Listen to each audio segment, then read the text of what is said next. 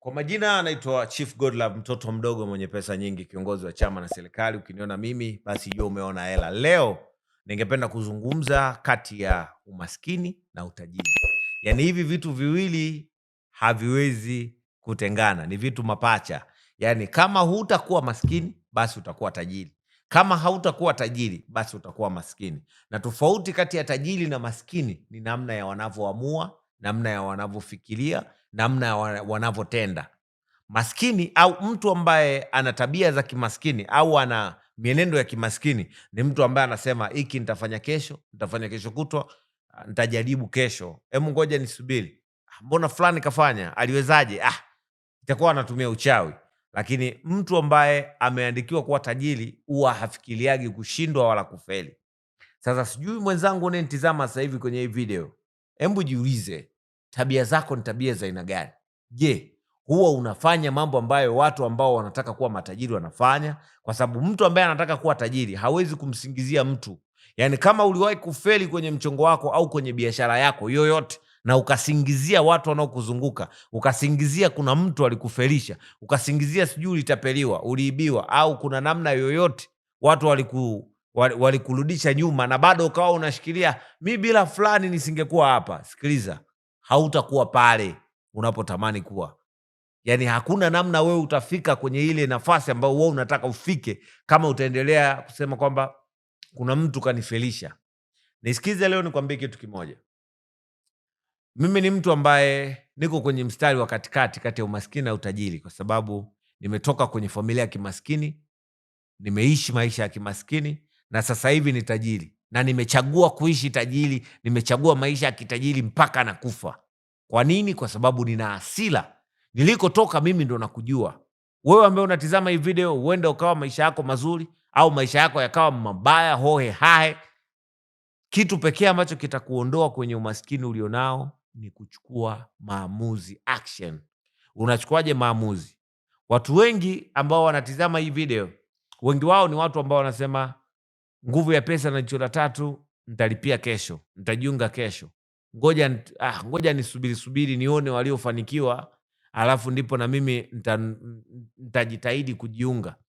Ngoja nione Chief Godlove amewafanikisha watu wangapi, alafu na mimi nitaangalia kama na mimi nitaenda. Nisikize ngombe kitu. Kama umekalisha makalio yako hapo chini, umekalisha hizo 1000 zako 200, umekalisha makalio yako hapo, unasema ngoja nisubiri nione fulani akifanikiwa na mimi ndo nitafanikiwa.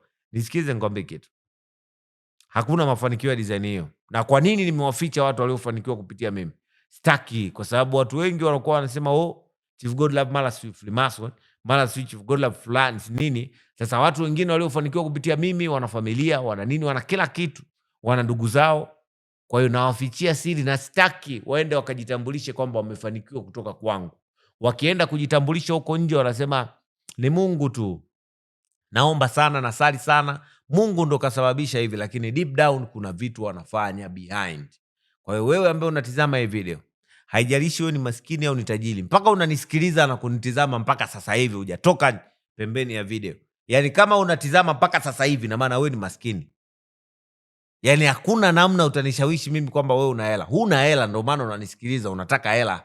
Na mimi ninajua hela ilipo. Na wewe umekalisha makalio yako hapo chini, unawaza kuna pesa zitatoka mbinguni zitakufuata ulipo. Hakuna fedha za hiyo. Yaani pesa za aina hiyo hazipo. Kama unataka pesa, kama unataka utajiri, kama unataka mafanikio, kama unataka hela, kama unataka njia ya kukutoa kwenye umaskini ulionao sasa hivi, hakikisha unachukua maamuzi. Kwa nini nimeweka kiingilio 200,000? Kwa nini natakiwa ulipie ndo ujiunge? Kwa nini usingejiunga alafu ukifanikiwa ndo unilipe? Nisikize nikwambie kitu. Mimi natafutwa na watu wengi sana kwa siku. Kwa siku moja naweza nikatafutwa na watu 3,000, 4,000. Katika hao watu 3,000, 4,000 sio wote wana shida au wana nia ya kuwa na mafanikio. Na ndio maana nimeweka kiasi cha shilingi 200,000 kwamba wewe ambaye unaonekana una shida ya dhati, kwamba wewe una nia, unataka kufanikiwa, utalipia 200,000 ili utokane na umaskini ulionao, uende kwenye njia ya utajiri, kwa sababu hakuna kitu chochote utakifanya kwenye hii dunia bila kukilipia pesa. Yaani hakuna kitu ambacho wewe utakifanya kitafanikiwa bila kukilipia. Na unakilipiaje?